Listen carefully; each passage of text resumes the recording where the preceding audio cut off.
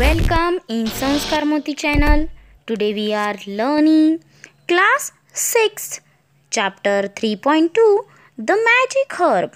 आज आपण इयत्ता 6वीच्या युनिट 3 मधील दुसरा घटक जादूची औषधी वनस्पती याविषयीची गोष्ट या ठिकाणी पाहणार आहोत. चला मग कथा ऐकूया. Knock knock knock. Someone was knocking on the door of the inn. ठॉक ठॉक ठॉक. अशा प्रकारे आवाज करत त्या खानावळीचा दरवाजा कोणीतरी ठोठवत होतं. It was already getting dark outside. बाहेर यापूर्वीच अंधार पडायला सुरुवात झाली होती. Who is there? The innkeeper called from within.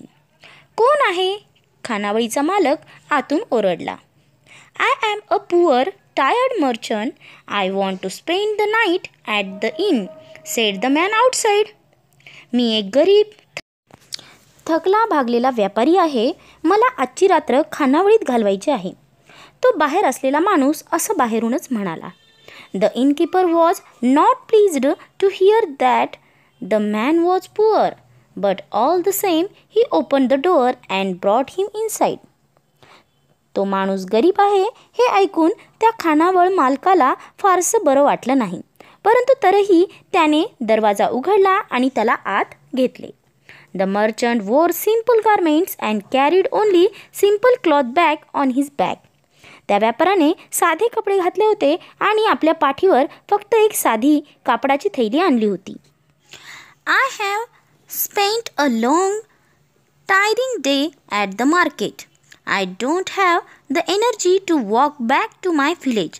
Please prepare a simple dinner for me, requested the merchant. मी बाजारात कंटाळवाणा दमछाक करणारा असा दिवस माझा गेलेला आहे आणि मी घालवला आहे. माझ्यामध्ये माझ्या गावाला चालत परत जाण्याची ताकद आता राहिली नाही. कृपया माझ्याकरिता एक साधे रात्रीचे जेवण तयार करा, असं त्या व्यापाऱ्याने त्यांना विनंती केली. The innkeeper just nodded and went back to the kitchen. त्या खानावळवाल्याने फक्त मान डोलावली आणि तो परत स्वयंपाकघरामध्ये गेला. Oh, what's the point in serving such a beggarly customers? He calls himself a merchant, but look at his clothes, look at his bag, his shoes are all worn out. He has to carry his merchandise himself, can not afford a servant, can not afford even a good meal. He began to complain to his wife. छे, अशा भिकारड्या ग्राहकाला जेवण देण्यात काय अर्थ आहे? तो स्वतःला व्यापारी म्हणतो, परंतु त्याच्या कपड्यांकडे पहा, त्याच्या थैलीकडे पहा, त्याचे जोडे पूर्ण फाटलेले आहेत. त्याला त्याची व्यापारी वस्तू स्वतः वाहून आणाव्या लागतात आणि त्याला नोकर ठेवणेसुद्धा परवडत नाही. चांगले जेवणसुद्धा त्याला परवडत नाही. तो आपल्या पत्नीजवळ अशी कुरबुर करू लागला. You are right, said the wife.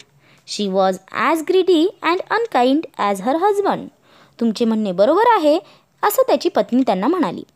ती तिच्या नवऱ्यासारखीच लोभी आणि निर्दयी अशी होती.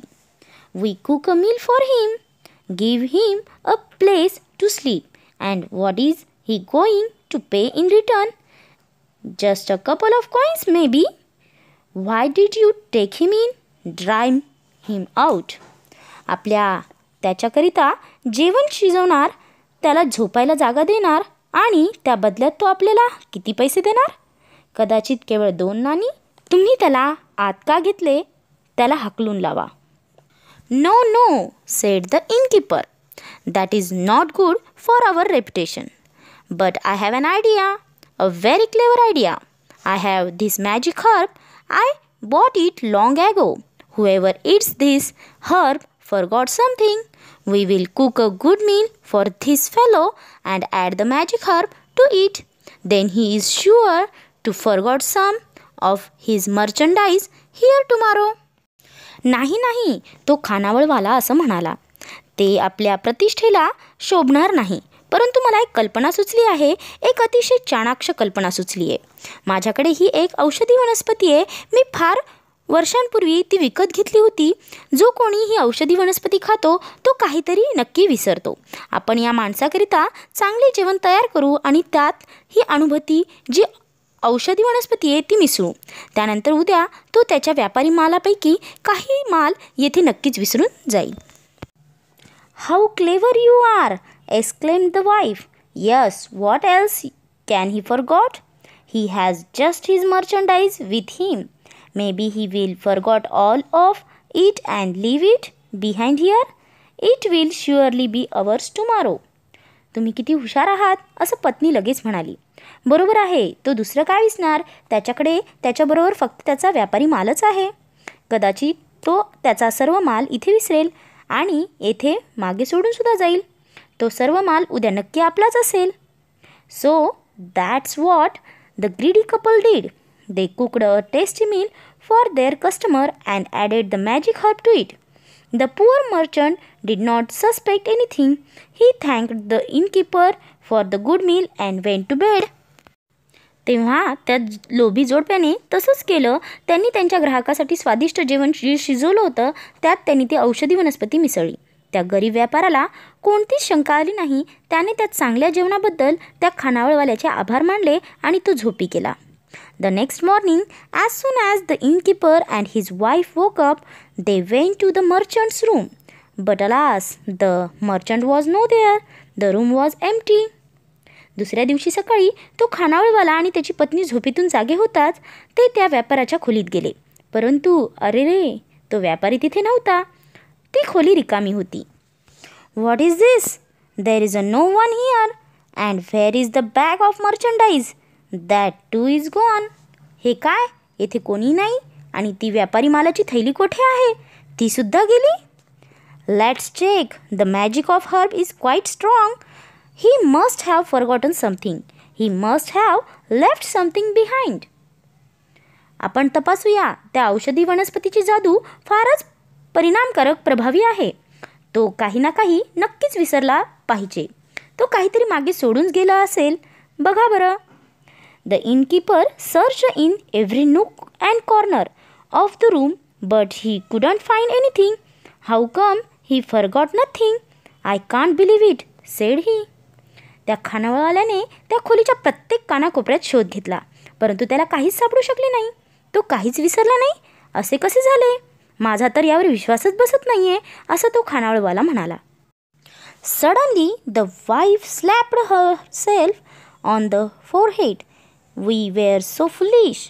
He has certainly forgotten something. He has forgotten to pay us. एकाएकी त्या पत्नीने आपल्या कपाळावर हात मारून घेतला आणि म्हणाली, आपण किती मूर्ख होतो. तो नक्कीच काहीतरी विसरला आहे. तो आपल्याला पैसे द्यायला विसरला आहे. The innkeeper never use the magic herb again. त्या खानावळवाल्याने ती जादूची औषधी वनस्पती पुन्हा केव्हाच वापरली नाही. अ जॅपनीज फोकटॅले. एका जपानाची ही लोककथा आहे. पहा कशा प्रकारची ही कथा होती आणि अशा प्रकारे आपण कधीही वागलं नाही पाहिजे. चला मग याचा स्वाध्याय सोडूया. Who was knocking on the door of the inn. खानावळीवालीच्या दरवाजावर कोण ठोठावत होतं? Answer is a poor merchant was knocking on the door of the inn. Second question, why was the innkeeper not pleased. तो खानावळवाला खुश का नाही झाला? The innkeeper was not pleased because the merchant looked beggarly and poor. Third question, what did the merchant request? त्या व्यापाऱ्याने कोणती विनंती केली? The merchant requested the innkeeper to prepare a simple dinner for him. Why did the innkeeper not drive the merchant away? त्या खानावळवाल्याने त्या व्यापाऱ्याला हाकलून का लावले नाही? Answer is the innkeeper did not drive the merchant away because it was not good for their reputation. Fifth question, what was the specialty of the magic herb? त्या अद्भुत औषधी वनस्पतीचं वैशिष्ट्य काय होतं? Answer is the specialty of the magic herb was that whoever ate that herb would forgot something. Sixth question, what did the merchant forgot? तो व्यापारी कोणती गोष्ट विसरला होता? The merchant forgot to pay for the dinner he ate and his stay at the inn. Second question, form groups and convert the story into play. Read your play aloud. विद्यार्थ्यांचे गट करून गोष्टीचे नाटक रूपामध्ये या ठिकाणी सादरीकरण करायचे. तुमचे नाटक मोठ्याने वाचायचं देखील आहे. Third question, describe the merchant and the innkeeper with the help of story and using your own imagination. गोष्टीच्या सहाय्याने आणि तुमच्या स्वतःच्या कल्पनाशक्तीने व्यापारी आणि खानावळवाला यांचं वर्णन करायचं आहे. The merchant, he was a poor merchant. He wore simple garments and carried only a simple cloth bag on his back for his good. He himself carried his load of good because he could not afford to keep a servant. He could not afford a good meal because he earned little money. The merchant was tired and had no energy to walk back to his village, so he had come to that inn for rest and a simple meal. Second is the innkeeper. The innkeeper was very greedy. He was unkind too. He added the magic herb to the merchant's meal to make him forget his merchandise in his inn. His plan failed because the merchant did not forget anything there except the payment of his meal and his stay at the inn. The innkeeper learned his lesson and never used the magic herb again. Fourth question, the K in knock is silent. It is not pronounced. Write down other words with a silent K. आपणास या ठिकाणी knock या शब्दातील के अक्षर जे silent आहे त्याचा उच्चार होत नाही अशी इतर शब्द आपणास शोधायची आहेत.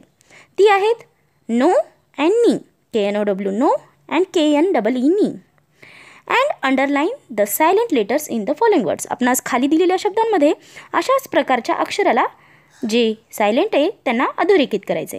पहा, राईटमध्ये W, दुसऱ्या राईटमध्ये G, वर्स्टमध्ये W, पाममध्ये L, स्कूलमध्ये H, सीझर्समध्ये C, टीचरमध्ये T, लिसनमध्ये T, राईममध्ये H आणि अवरमध्ये H. Next fifth question, read what the following characters are telling you नाव. या ठिकाणी आपणास काही वाक्य दिली आहेत. त्या ठिकाणी तुम्हाला कुठल्या प्रकारे ते वाक्य कोणी म्हटलं आहे हे व्यवस्थित सांगायचं आहे. Next, let's rearrange their sentences properly on the timeline. आता ही वाचल्यानंतर वाक्य आपणास या वेळेच्या रेषेमध्ये ती व्यवस्थित लावायची आहेत की ॲक्शन सीन्स द पास्ट, भूतकाळात कुठली गोष्ट झालेल्या आहेत, द सिच्युएशन्स ॲट प्रेझेंट, सध्या कुठल्या चालू वर्तमान काळात असणाऱ्या घटना, अँड फ्युचर ॲक्शन्स म्हणजे पुढच्या भविष्यामध्ये असणारे वाक्य. अशा प्रकारे आपण यांची फोड करूया. Actions in the past, I sharpen my task yesterday. Last week, my teacher asked us to do a project. Once he played tricks on me, I taught him a lesson. We tried to use a magic herb on a poor merchant. या सर्व वाक्यांमध्ये जी तुम्हाला अधोरेखित केलेली शब्द आहेत ती सर्व भूतकाळ दर्शवितात. Second, the situations at present, वर्तमान काळातील वाक्य पहा. I am a wild bear, I live in this jungle, now I am ready. Hi, I am Nujo. I live on a faraway planet. Good afternoon, friends. This is my friend Fox. We have an inn in Japan. अशा प्रकारे ही सर्व वाक्य ज्यामध्ये अधोरेखित या ठिकाणी केलेलं शब्द आहेत ॲम वगैरे ते सर्व वर्तमान काळ दर्शवितात. अँड लास्ट, फ्युचर ॲक्शन्स म्हणजेच भविष्यकाळाची वाक्य. I will drive my enemies away. I will visit planet अर्थ for my project. Now he will behave himself. We will never use the magic herb again. या ठिकाणी will हा शब्द आणि इतर सर्व गोष्टीवरून हे भूतकाळी वाक्य समजले. Tenses, the past, present and future. Note the verbs in the sentences in the 3 columns. या ठिकाणी तिन्ही तक्ते आपण वाचले. In the past column, they have different forms: sharped, asked, played, taught, tried. In the future column, the verbs have will before them.